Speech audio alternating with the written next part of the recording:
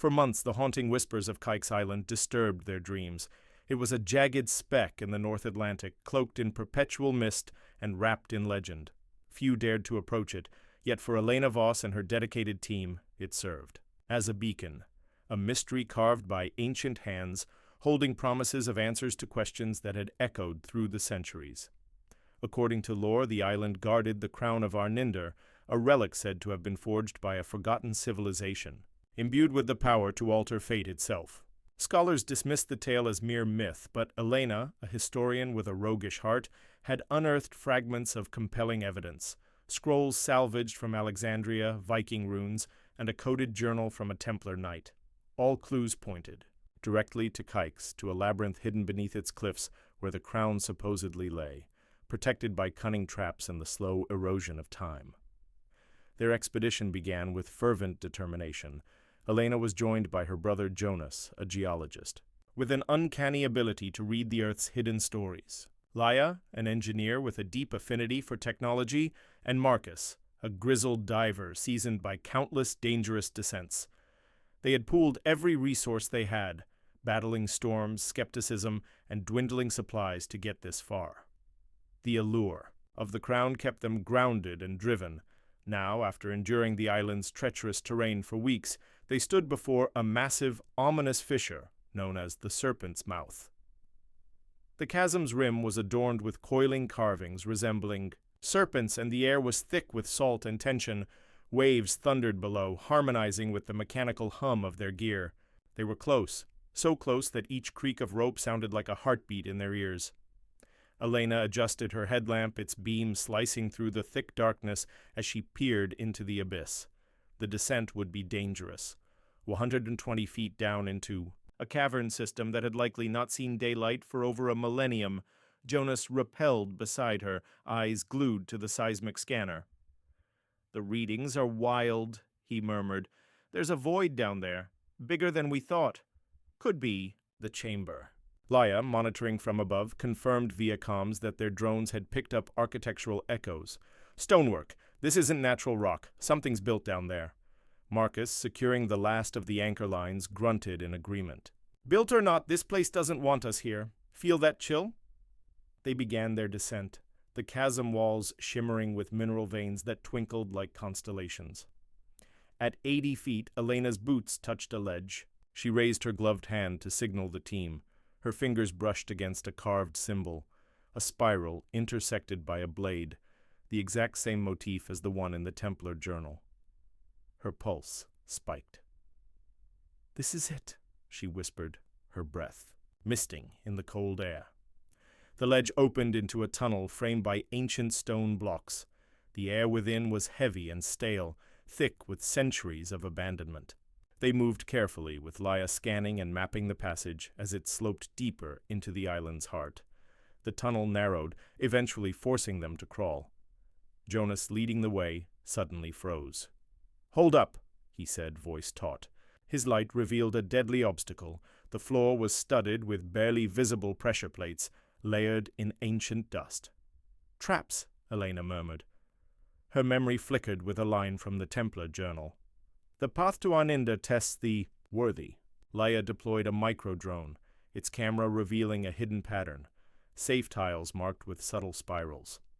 Guided by the drone, they crept forward, every step measured and precise, sweat beading despite the chill.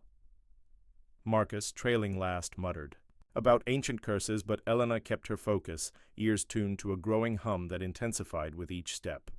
Finally, they emerged into a massive chamber, its vastness devouring their light.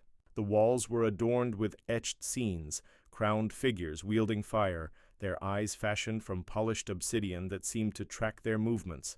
At the center stood a stone plinth, its surface marred only by a circular depression, a perfect fit for a crown. Elena's heart dropped.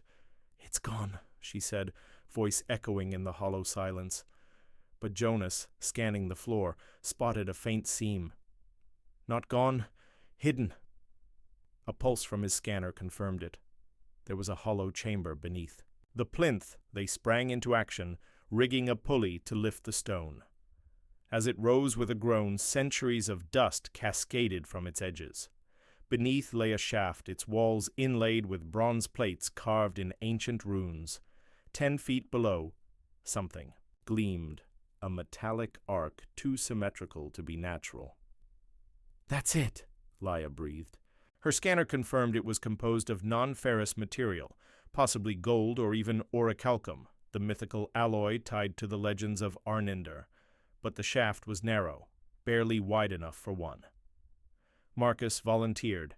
His diver's physique made him best suited for tight descents. "If I die, you owe me a beer," he quipped as he clipped into the rope.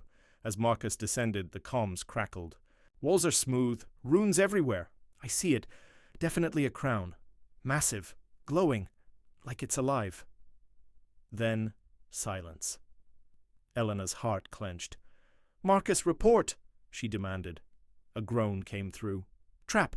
Floor shifted! Pinned!" "My leg!"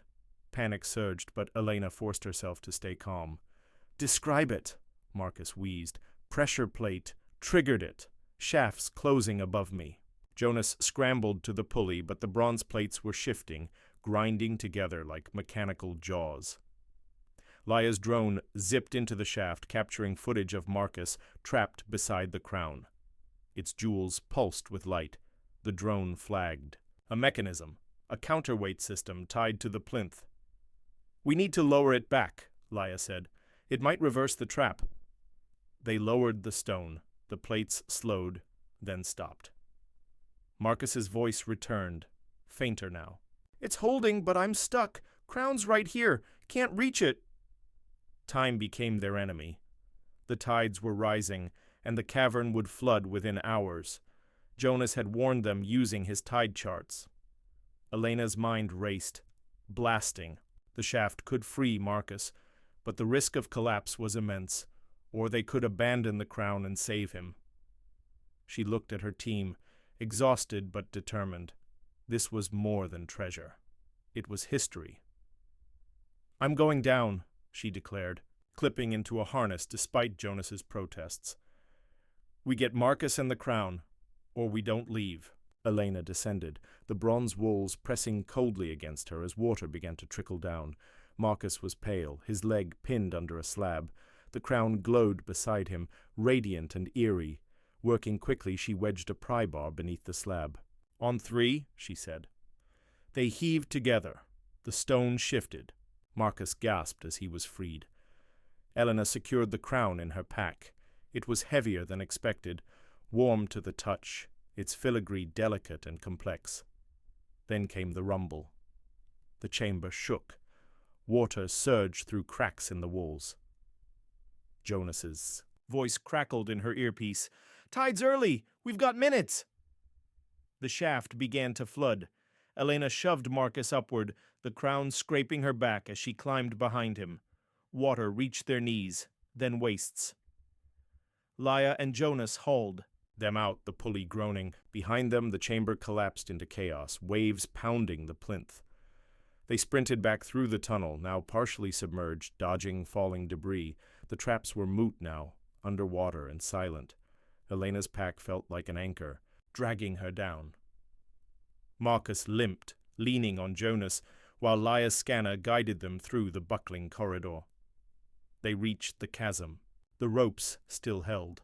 Their ascent was brutal, water cascading from above, the serpent's mouth now a literal maelstrom.